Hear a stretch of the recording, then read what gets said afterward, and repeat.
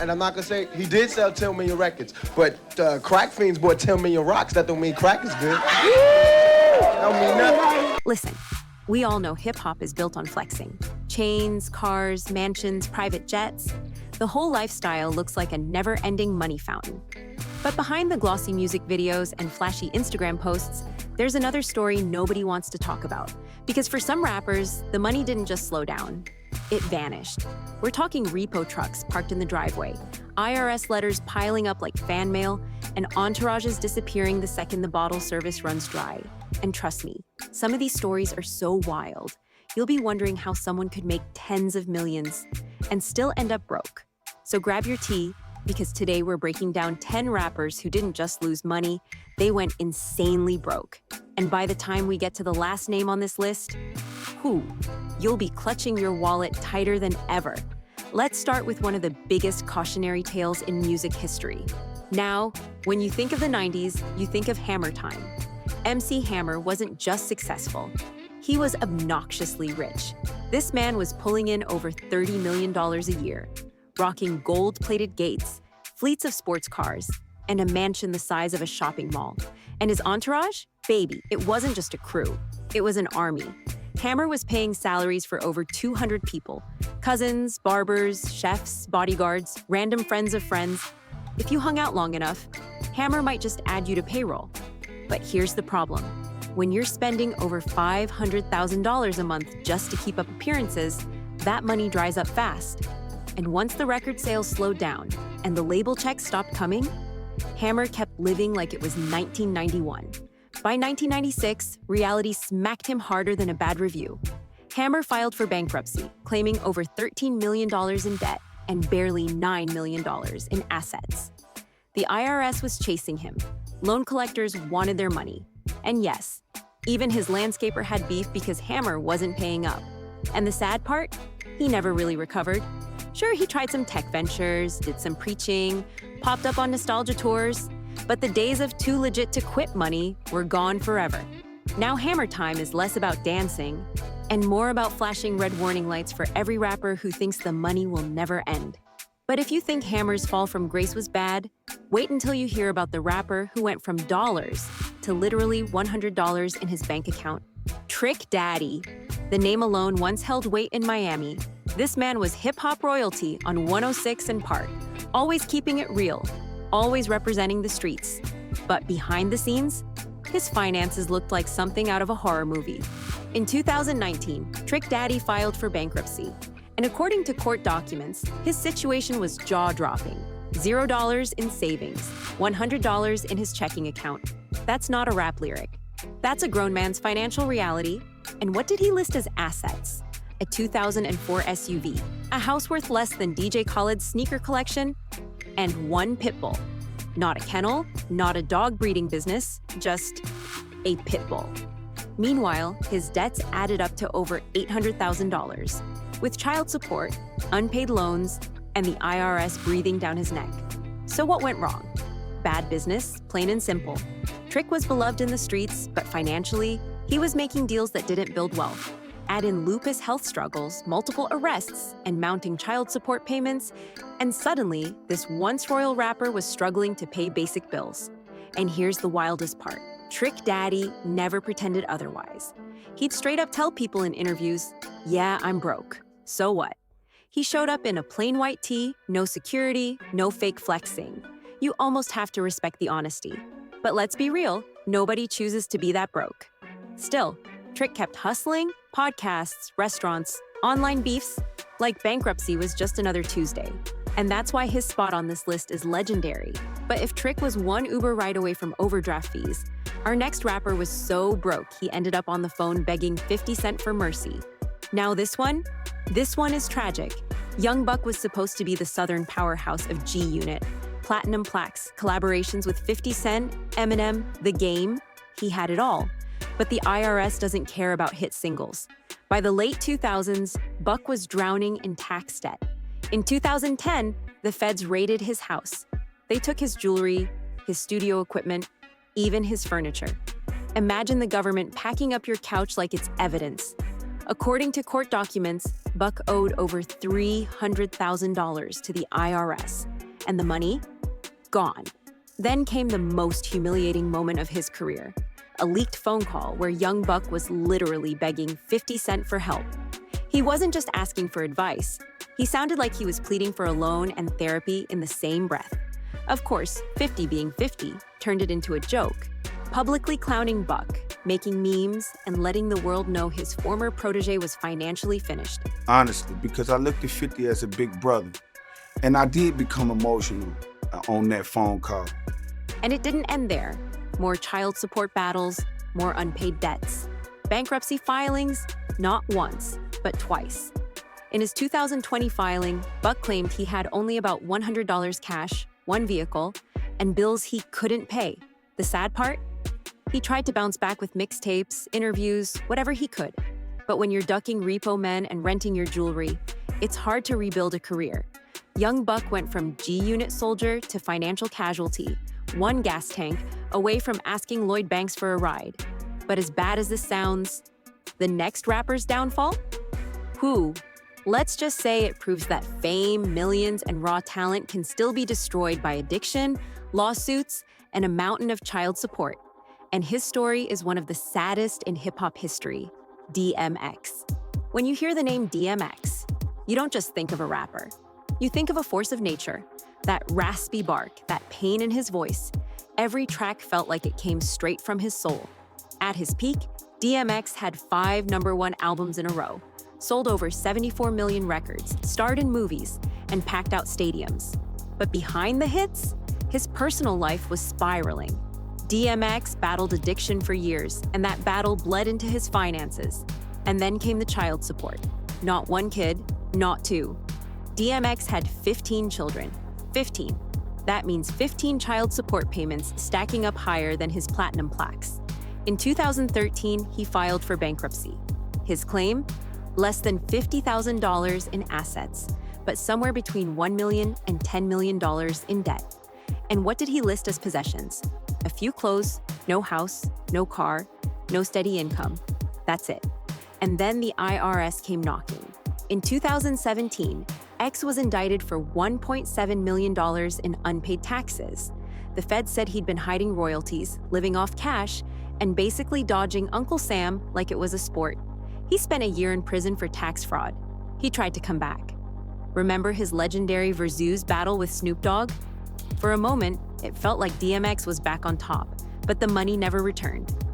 And when he tragically passed away in 2021, reports revealed he had no will and barely any estate left. A man who gave the world his heart and voice died with almost nothing to his name. DMX's story isn't just about going broke. It's about how fame, addiction, and the system can drain someone until there's nothing left. But if X's downfall was about demons and responsibility, the next story, it's pure excess. Because this man didn't just make hits. He made $70 million and blew it on yachts, Lambos, and enough cocaine to bankrupt a small country. If you were alive in the 2000s, you've heard a Scott Storch beat. This producer made bangers for Beyoncé, 50 Cent, Fat Joe, Justin Timberlake, Dr. Dre, you name it. At his peak, his net worth was over $70 million. But here's the gag. It only took about 3 years for him to blow it all. And the reason? One word: cocaine. Scott himself admitted he was burning through $250,000 a month on drugs. Let that sink in. That's the GDP of a small island nation, going straight up his nose. And the spending didn't stop there. Multiple mansions, private jets, luxury cars like they were Happy Meals, women, parties, models, dancers. He was living like a rap video on repeat 24/7. But when you don't invest and all you do is flex, the crash is brutal. By 2009, Storch filed for bankruptcy. He went from $70 million to literally $3,600 in assets. That's right, from yachts to not even enough money for rent. He got sued left and right. Baby mamas, dealerships, even arrested for failing to pay child support. At one point, he was so broke he got booked for stealing a Bentley he couldn't afford.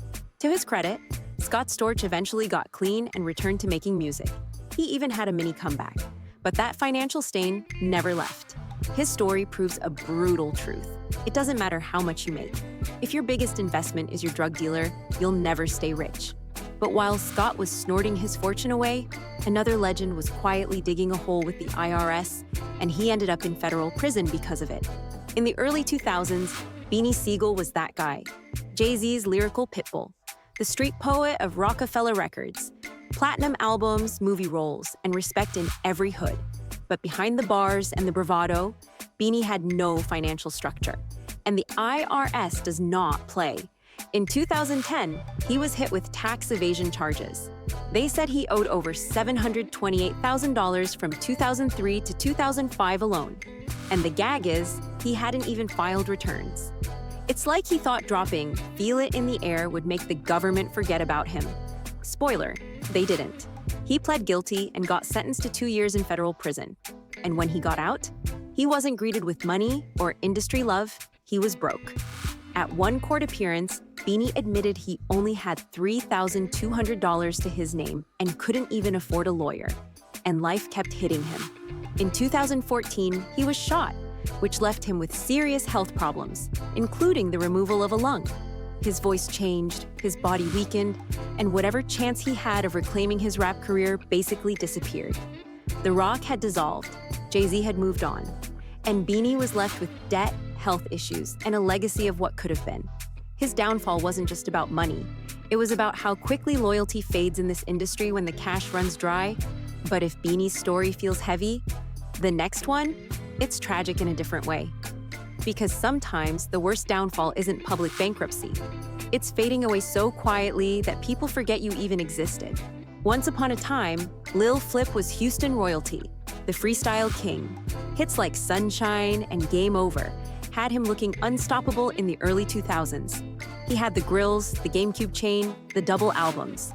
Flip was supposed to be the South's golden child, but fast forward a few years, it was like he vanished into thin air. The truth? Flip was making fast money, faster cars, and funding an entourage that drained him dry. He was independent early on, which meant bigger cuts at first, but when sales slowed down, the bills didn't. And then came the beef with T.I. That feud nuked his momentum. Fans moved on, the features dried up, and Flip kept dropping mixtapes that nobody really asked for. Financial cracks started showing, lawsuits over missed shows, rumors about pawning jewelry. Fans noticed him recycling the same chain from 2004, talking about investments that never seemed real. He tried to pivot, merch, books, obscure albums, but nothing hit. And the cruelest part? Nobody noticed.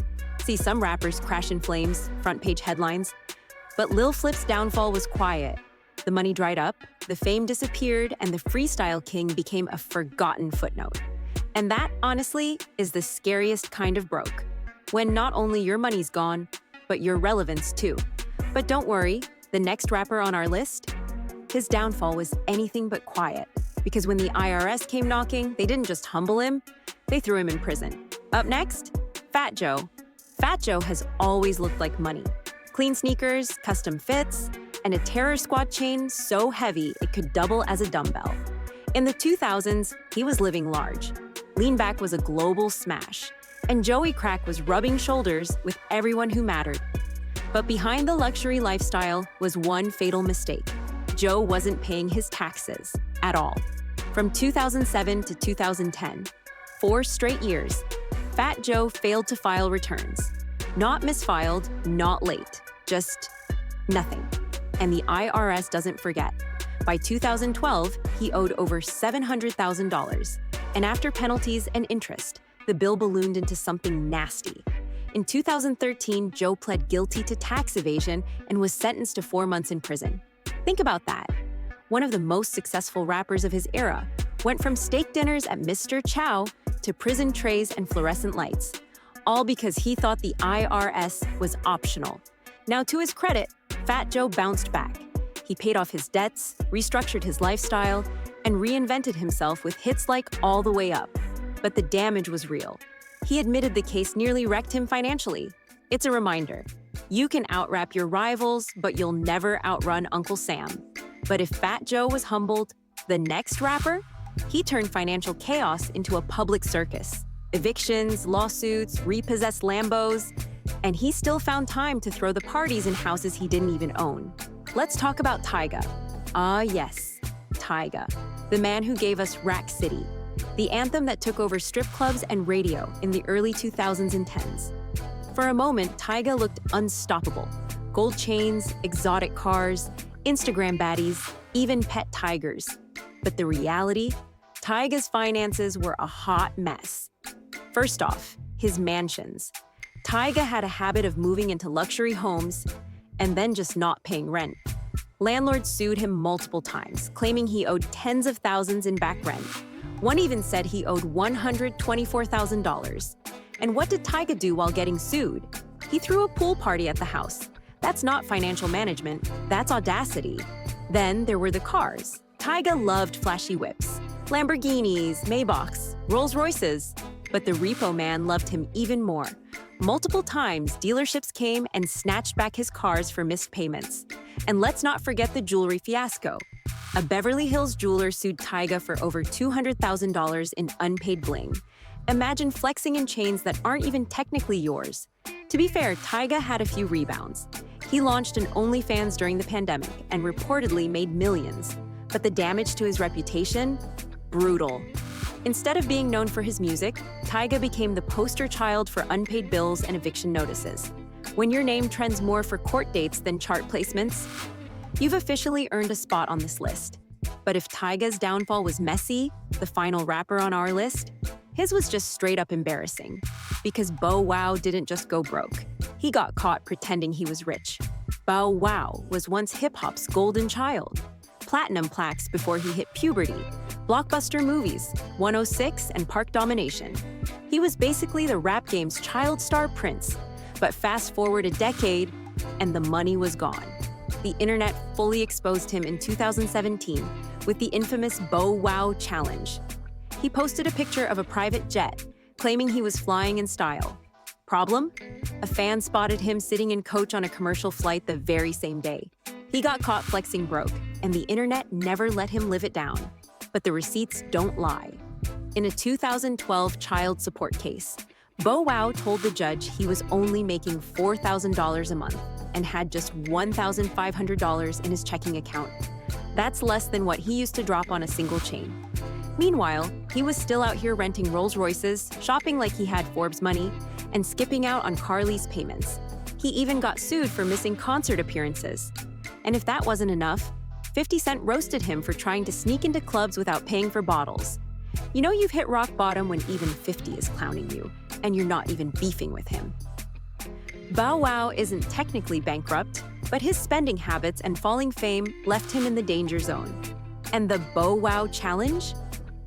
It became a permanent meme, a digital scarlet letter screaming, "I used to be rich." He's still hosting shows, doing reality TV, trying to pivot, but the aura of superstardom is long gone. And there you have it. 10 rappers who didn't just lose a little money, they went insanely broke. From MC Hammer burning through $30 million a year, to DMX dying in debt despite selling 74 million records, to Bow Wow faking private jet flights. These stories prove one thing: rap money is not forever. Because here's the ugly truth. The industry is designed like a trap. Bad contracts, fast money, entourages draining your pockets, yes men nodding at every bad decision. Unless you've got Jay-Z level discipline or a team that actually knows finance, you're always one iced out chain away from bankruptcy. And the cycle, it never ends. New rappers are out here flexing advances like it's monopoly money, renting cars for music videos, and signing 360 deals that eat half their revenue. The story repeats over and over. So the next time you see your favorite rapper flexing stacks on Instagram, just remember, money comes fast in this game, but it leaves even faster. And trust me, the list we covered today, that was just the tip of the iceberg. Because there are so many more rappers who quietly went broke without telling anybody. And what we found next, you're not going to believe it. So don't forget to hit that like button, subscribe, and stay tuned. Because the next video, let's just say the tea is only getting hotter.